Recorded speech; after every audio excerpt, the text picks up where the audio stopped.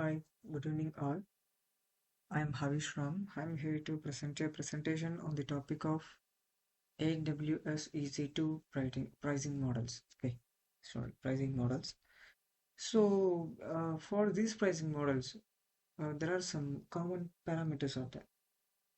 Like I can say, so pricing models is some parameters or region according to the operating systems or according to the instance type. Uh, they are keeping their prices. So in this, there are type of EC2 pricing models are there for the instance. Okay, so these are the pricing models like on demand, reserved instance, capacity reservation, spot instance, dedicated host, a dedicated instance, shared instance. So we'll see one by one. So what is meant by the on demand? Okay, so yeah, here the on-demand instance is allow us to pay as you go model. Okay, so there are no commitments are there. Only like how many hours you are using this on-demand, mm, or otherwise for they are giving like they're giving for 1 year purposes. Even though the I can say it is it is cheapest for short term and very costliest for long term purposes. So as we can say, the calculating prices will be hourly used into hours per hour. Okay, I mean used hours into per hour is equal to total price. For example, we are using 50 hours into 0.4332 is a pricing of per hour. Okay, so hours we used is 50. So 50 into 0.4332 is equal to $21.66. So, but when we are using in 1 year, in the situation of 1 year, like it is 8760 hour, so into 0.4332 is a per hour price. So then it is equal to $3,794.82 USD. So here it is very clearly we can say that it is this on demand is very cheapest for short term purposes. So there are some pros and cons of this. So I mean there is no upfront cost. You don't want to pay an advance amount uh, like this much of amount I'm going to pay for advance. Not like that. So it is purely based on pay as you go, and it is very flexibility. And I already said it is a short term use. Okay. So the con is hard. I mean, it is a highly hourly cost. I already said a example, right? For 1 year and all, it is very cost. Uh, then I mean, it is very cost. Then how many hours we are using like this? So that's the thing. So for example, it is the use cases I already said in the presentation, like development and testing environments, applications with variable workloads, the startups and small business looking for these flexibilities. So this is the thing.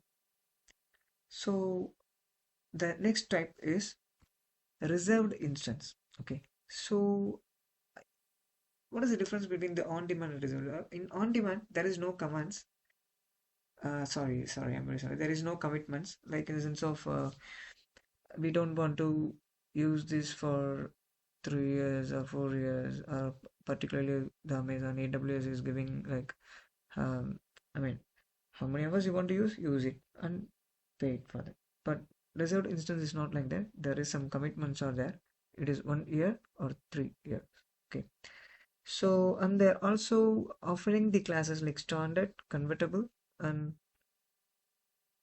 I mean no changing. Okay, so here the standard not able to change the storage. We can't able to change the storage here, but convertible we can change the storage, I can say. So it is a I mean it is a one thing which is like if we want to change our storage we can change it. like using the convertible classes or using the standard, we can't change it. And the payment options also there, like all upfront, partial upfront, and non-upfront.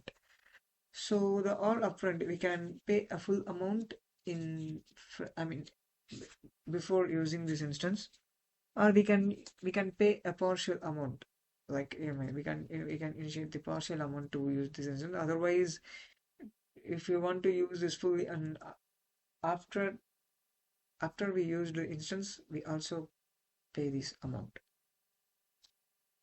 Like this is a non-upfront. Here,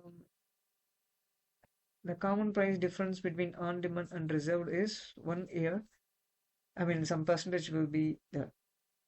Some percentage of pricing difference is there, right? So like for 1 year, it is 30 to 40% compared to on-demand, but in 3 years, it is 50 to 70% discounts compared to on-demand. If you are going to use with all upfront, I mean, you are going to fully paid before using this, there will be lost a lot of discounts will be there from the AWS side. Okay, yeah. Then what is the capacity reservation? Here I can say, if a region is not available for our company purposes, or if availability zone is not available in one region which we need, so the AWS will not support to open the server machine there. So here the capacity reservation is acting a role. So we can reserve the what availability zone we need and what instance type we need. So this is the usage of this capacity reservation, like reserve the on-demand instance capacity in a specific availability zone for the duration. So anytime we can use this service, I mean, with EC2 capacities. So there are no time commitments are there. So no discounts also no there. Even though the discounts, even though no time commitments and no discounts. So the on-demand prices, I mean, charge, they are going to charge us in on-demand prices. Like even though when you're running the instance, or not even without launching the instance also, we want to pay this amount.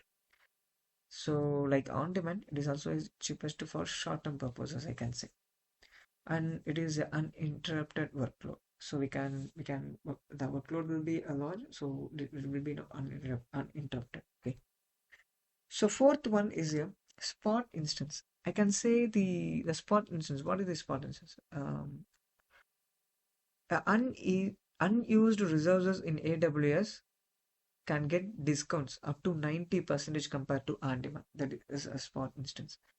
Okay, so it is unused reserves. Like what is the problem in this spot instance is they will give only 2 minutes notification before the AWS terminate this instance which you created. So only 2 minutes notifications they will send before they terminating the instance. Okay, and this is the most cost-effective pricing model, I can say, because but the problem is it also get failure. So it is not problem for the uh, resilient to failure. Okay, resilient to failure. So for example, if they are going to batch jobs or data analytics or image processing, like flexible start and end time, then those people use this spot instance. So this is the main thing I can say about this. Then there are three more differences, like dedicated host, dedicated instance, and shared instance. Okay, so then I will say what is a dedicated host. So it is a fully server machine, like purchasing a whole machine. Okay, so fully server machine, we can get a full server machine in this. So the options are like two options. In on-demand service also we can get it, or reserved instance service also we can get it. But it is more expensive because the AWS is going to give a full machine, full server machine to us. Okay. Okay, then what is dedicated instance? How it is get defined? Yeah, dedicated instance is the one hardware, particularly in a rack of server machine, our instance is going to run. I mean, single account instance. They are going to charge $2, I mean $2 per hour, and minimum usage of 60 seconds here. So this is the difference. For dedicated host means we are going to get a full server machine. Dedicated instance, in that full server machine we are going to purchase one rack for our server machine. So this is the main difference. And what is mean by the shared instance? Okay, so here the multiple account instance runs in a server. uh, so they will share the whole server machine itself. So say I mean the saving plan is a service of AWS. It is a saving plan of a service. Okay. uh, and combining of instance, they provide these services. So combining of the instances, they are going to provide this service.